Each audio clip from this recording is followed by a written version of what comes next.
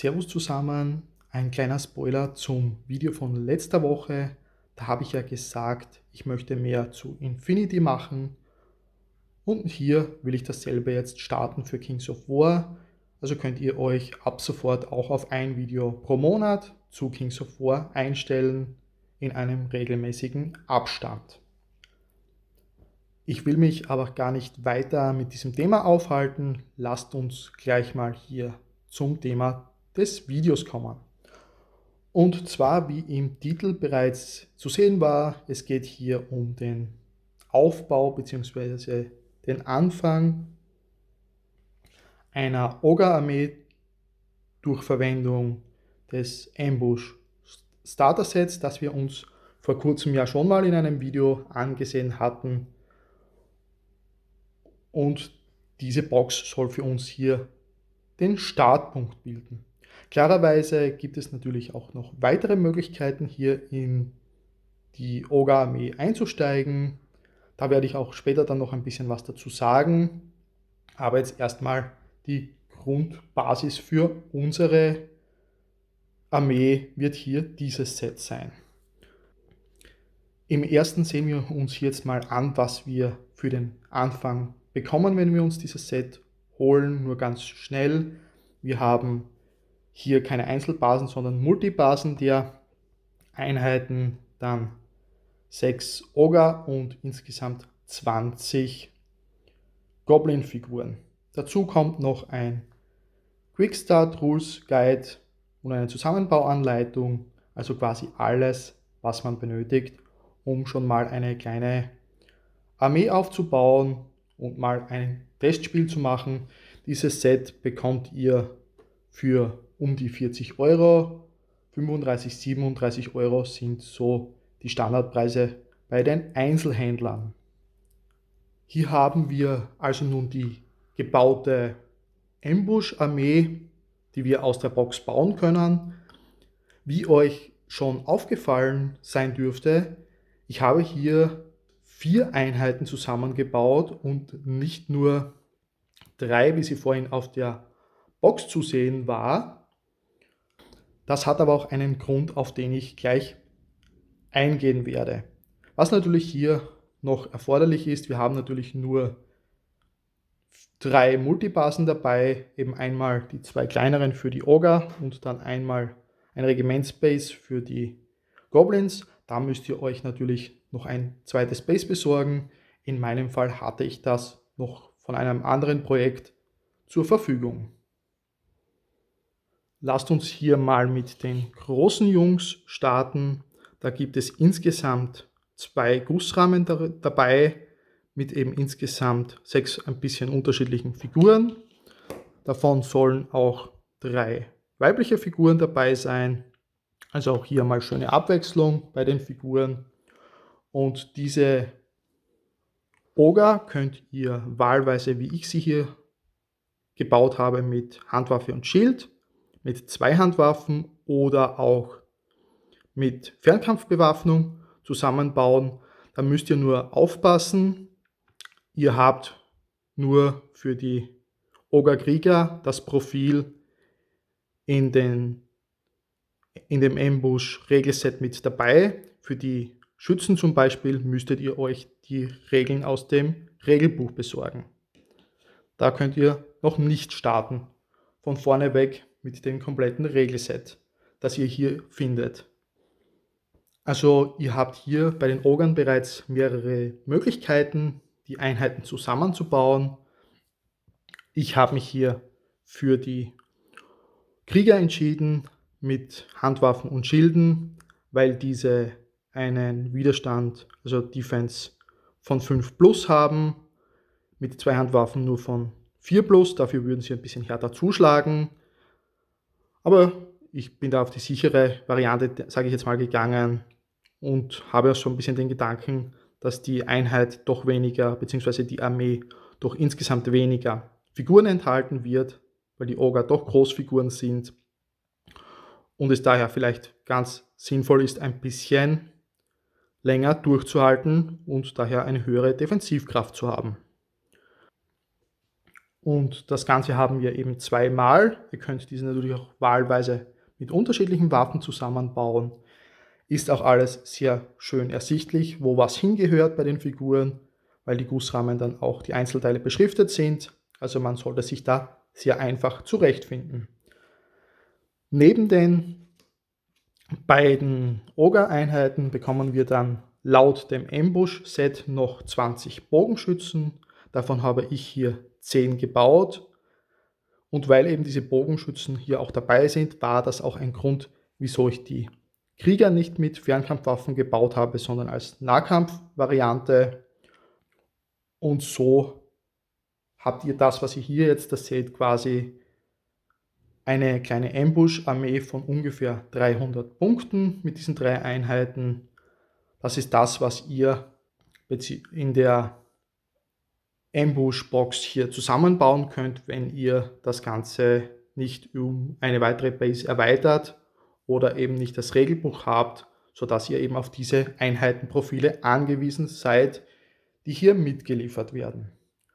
Kommt ungefähr, wie gesagt, auf 300 Punkte, ungefähr 320 Punkte, also noch nicht so viel, aber auf alle Fälle mal ein sehr guter Start. Und ihr habt schon alles dabei, 2 starke und defensiv starke Nahkampfeinheiten und dann eine Beschusseinheit. Ich habe mich aber jetzt dazu entschlossen, das Ganze mit einem weiteren Base zu erweitern und nur 10 Bogenschützen zusammenzubauen und aus den anderen 10 Goblin-Modellen dann hier Krieger zu machen mit Handwaffen und Schilden für mehr Nahkampfmöglichkeiten. Hier wäre es natürlich auch möglich, eine zweite Einheit Bogenschützen zu bauen. Das Ganze habe ich deswegen auch gemacht, um direkt von Beginn an die Armee etwas zu vergrößern. So wie sie hier steht, sind das 405 Punkte, also schon mal ein ganz guter Start, würde ich das mal nennen, mit unterschiedlichen Einheiten, wo man schon ein bisschen experimentieren kann.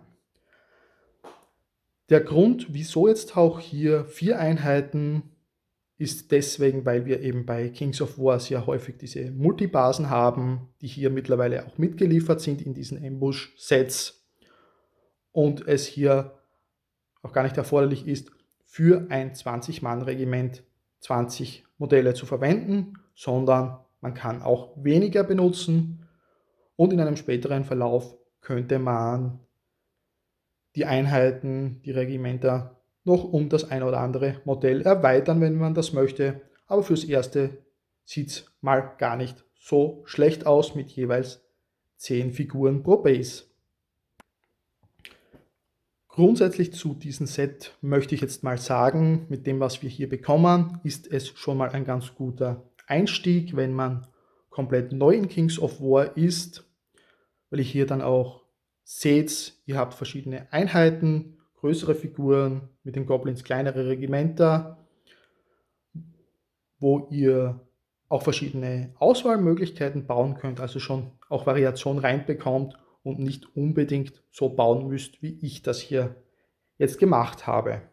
Da ist euren Entscheidungen eigentlich keine Grenze gesetzt. Ihr seid vielleicht nur eben, wie gesagt, daran gebunden, ob ihr das Regelbuch mit den kompletten Regeln bereits habt und Profilwerten oder eben noch nicht.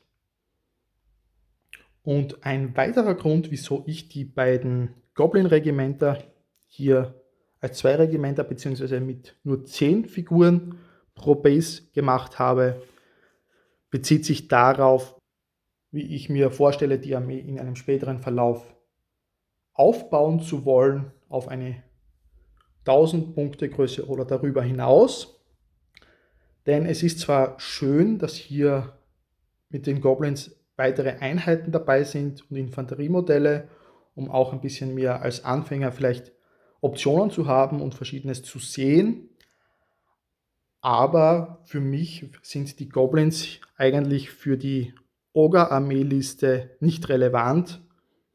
Meine Idee für eine Ogre-Armee würde eigentlich ausschließlich Ogre-Einheiten und eventuelle Großfiguren wie ein Mammut beinhalten, aber eigentlich keine Goblins. Daher ist für mich der Inhalt der Box mit den 20 Goblins zwar nice to have für den Anfang, aber jetzt dann nicht relevant für den direkten Aufbau einer größeren Armee, und daher reichen mir auch die beiden Regimenter, wie sie hier sind, mit jeweils 10 Figuren. Und wenn ich es wirklich möchte, kann ich ja später noch immer erweitern. Und das eben ein zweiter Grund, wieso ich mich hier entschlossen habe, 2 Regimenter daraus zu machen, eben nicht nur, um hier gleich direkt 400 Punkte spielen zu können. Jetzt haben wir diese Armee hier zusammengebaut und vielleicht schon das ein oder andere Spiel mit ihr gespielt. Jetzt stellt sich natürlich die Frage, wie möchte man hier in weiterem Verlauf jetzt erweitern? Ihr habt hier verschiedenste Möglichkeiten, das Ganze anzugehen. Grundsätzlich würde ich euch raten, von hier weg nach dem Ambush-Set euch die Mega-Army-Box zu kaufen. Hier habt ihr alles Notwendige drinnen, eine große Anzahl weiterer Ogre-Modelle, die ihr wie diese hier in allen 3 Varianten bauen könnt. Somit habt ihr die Möglichkeit, diese Ogre-Regimenter, die wir hier haben, zu Horden aufzubauen oder eben zusätzlich noch weitere Horden dazu aufzubauen, neben diesen beiden Regimentern, oder eben auch die Schützenvariante zu machen, um auch ein bisschen Feuerkraft reinzubekommen. Und zwischenzeitlich kann man natürlich die Goblin-Regimenter noch immer weiter benutzen. Und ihr habt in der Mega Army Box auch einen Helden dabei, welchen wir hier bisher ja noch gar nicht in der Armee einsetzen und dabei haben. Also auch das definitiv schon mal ein Grund, sich die Mega Army Box zu holen. Eine weitere und etwas günstigere Variante wäre es, nicht die Mega Army Box, sondern die kleine Army Box zu nehmen. Das sind gleich wie auch bei der größeren hauptsächlich Ogre-Figuren dabei, also diese, die wir hier haben, nur halt in einer kleineren Stückzahl, und auch wieder eine Heldenfigur.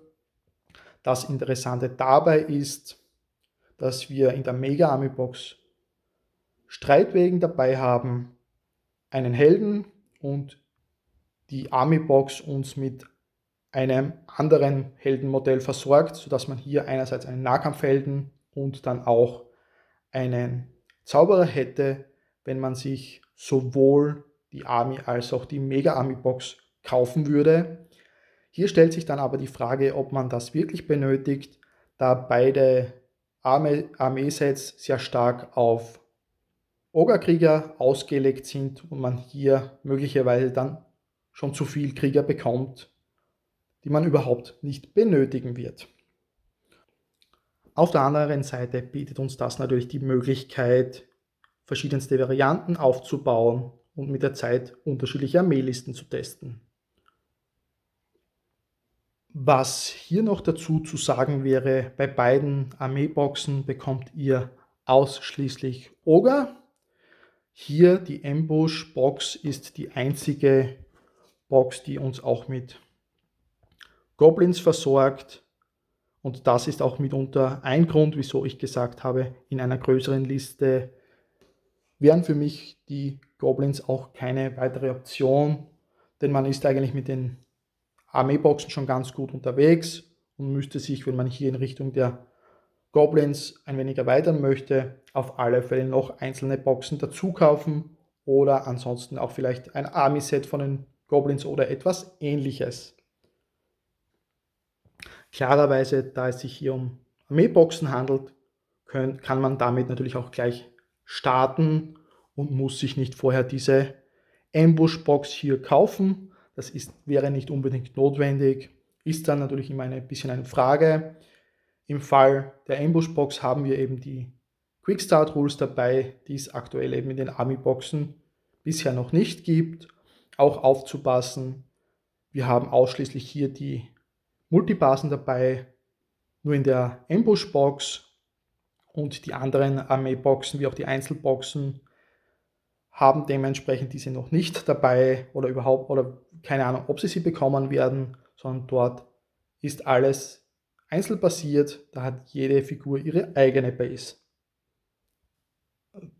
Jetzt in diesem Zusammenhang mit allen 3 Boxen im Vergleich stellt sich natürlich dann auch die Frage, ob man überhaupt mit dieser Ambush-Box hier starten möchte oder ebenso wie ich dann die Goblins eigentlich gar nicht benötigt und daher vielleicht gleich diese Box auslässt und mit einer der beiden größeren Armeeboxen startet.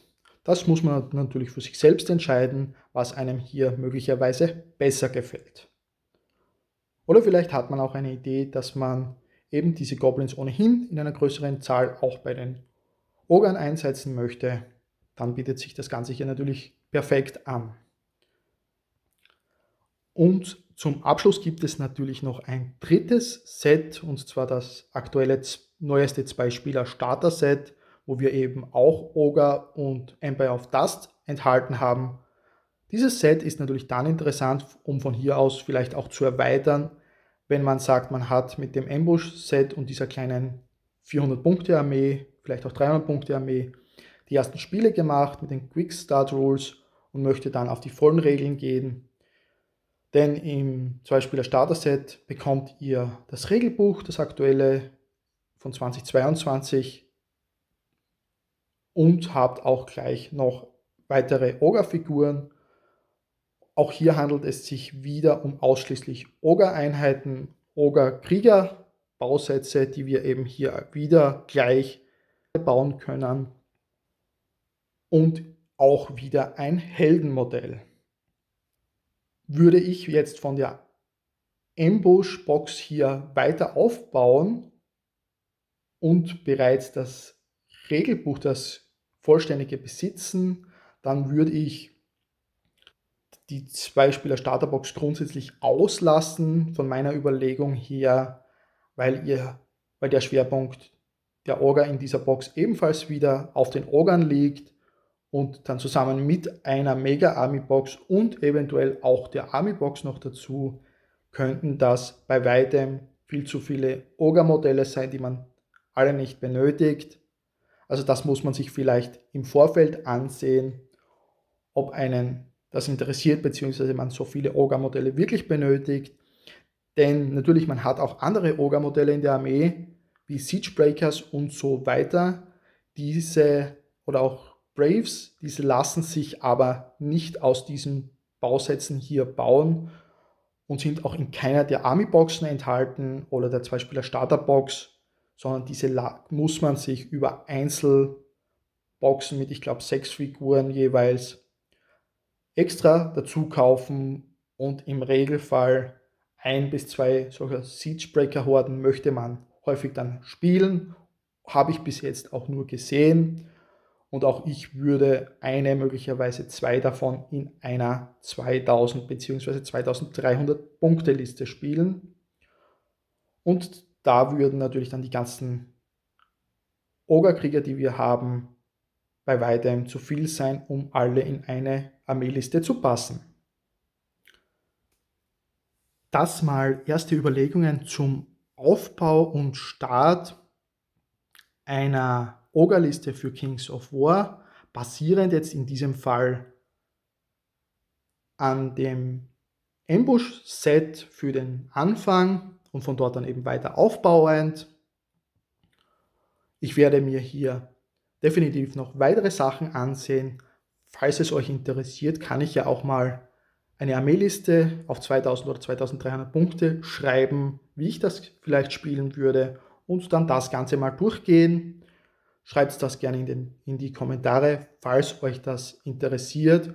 Und wenn ihr natürlich dieses Video dann nicht verpassen wollt oder eben auch an weiteren Videos zu Kings of War interessiert seid, überlegt euch vielleicht, den Kanal hier zu abonnieren, und auch jedes Kommentar würde mir natürlich auch weiterhelfen, um den Kanal vergrößern zu können und besser gesehen zu werden.